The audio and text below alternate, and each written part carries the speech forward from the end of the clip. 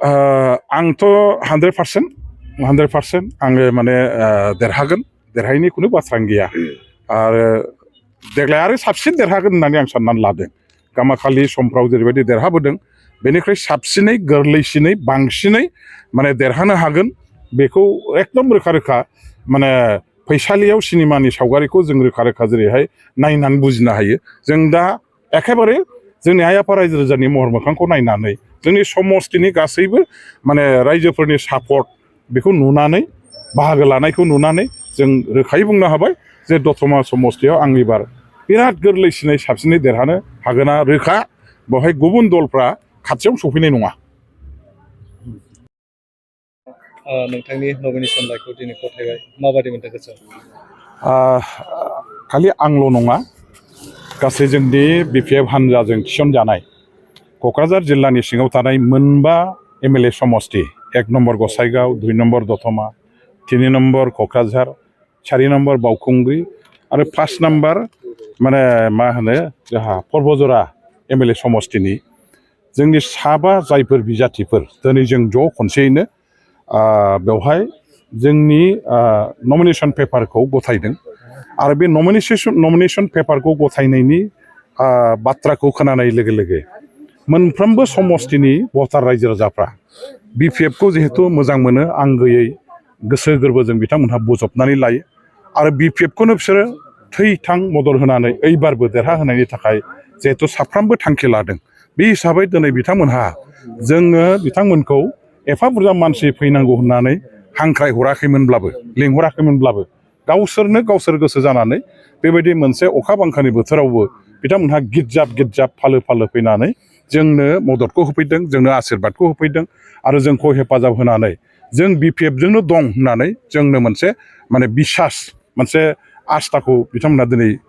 दिन्थिदों आरो बिपिएफनि सक्तिखौ दिनैहाय सारा क'क्राझार टाउननि गेजेराव बिथांमोनहा माने फोरमायनो हादों। दा आं बिथांमोनखौ दिनै बे जोंनि नमिनेसन पेपार गथायनायाव बे एफा हाजार हाजार मानसिफ्रा फैनानै जे खस्थ' लानानै एफा गोलाव हान्थिनानै जे नमिनेसन पेपार गथायनायाव मदद खालामबाय बे गासैबो जोंनि पार्टिनि माने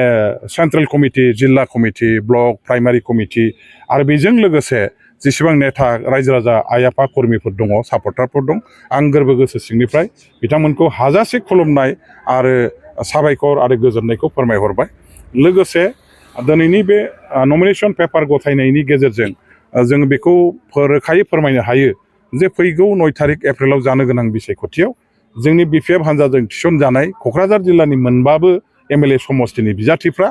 हाजार हाजार रायजो राजानि माने हाजार हाजार भट एखेबारे बयनिख्रुइ बांसिन भट लानानै साफ्रोमबो मोजाङै देरहासार जानो हागोन आरो बेवहाय गुबुनफ्रा देरहानायनि खुनु लामाबो गैया आरो खुनु बेबायदि माने ओंथिबो गैया। बे हिसाबै दिनै रायजोफ्रा स्ट्रं मोनसे डिसिसन लादों जिहेतु हाग्रामा महिलारि बिथाङा बिटिसिआव दा गोख्रों मोनसे सरकार सालायनानै दङ आरो बिटिसिनि आइ आफा रायजो राजाफ्रा डेभेलपमेन्टखौ बयबो हास्थायो। बिटिसिनि आइ आफा रायजो राजाफ्रा गावबागाव ओनसोलनि गावबागाव गामिनि गावनि बेक्तिगतनि माखासे आंखालफोरखौ फोलोमनो थाखाय सुफुंनो थाखाय सरकारनि मदद नागिरो। दा बे हिसाबै बिटिसिआव हाग्रामा महिलारिया दिनैहाय माने सासन खुंनायनि उनाव जों बयबो मिथिगौ जे बिथाङा एइबार जोबनो गैयै खामानि मावगोन। थांनाय 15 बोसोराव सिफ जानानै बिथाङा जेरैबायदि मावबोदोंमोन बेनिख्रुइ 3 गुन बारा स्पिडजों आरो 3 गुन बारा बांसिन खामानि दामानि रायजोफोरनो बिथाङा मावनानै होगोन आरो बे बाथ्राखौ रायजोफ्रा हाग्रामा महिलारि बिथांनि सायाव गोख्रों फोथायनाय दं। हाग्रामा महिलारि बिथाङा जेखौ खुगाजों बुङो बेखौ आखाइजों मावफुंनानै रायजोफोरनो दिन्थिग्रा सासे गोख्रों गोसोनि आरो गोख्रों सासे मावथि नेता। बे हिसाबै बेबायदि नेताखौ दिनै जोंनि बिटिसिबासि रायजो राजाफ्रा जाथि जनगोष्ठीनि आइ आफाफ्रा बयबो लुबैयो आरो बेखायनो बिथांनि दैदेननाय बे हान्जानि बादै एइबार बिटिसिआव खुनु गुबुन मोनसे हान्जाफोरखौ रायजो राजाफ्रा रावबो नायसना रावबो बजबा आरो बिथांमोननो भट होनायनि बाथ्राबो फैया। बेखायनो दा दिनैनि जे नमिनेसन होनाय जोबथा सानाव जों जे होबाय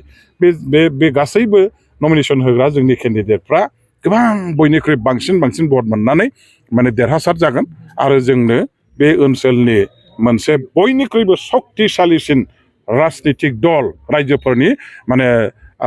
जनमत मोननाय दल होननानै एइबारनि बिसायख'थिजों जोङो फोरमान देखायनो हागोन।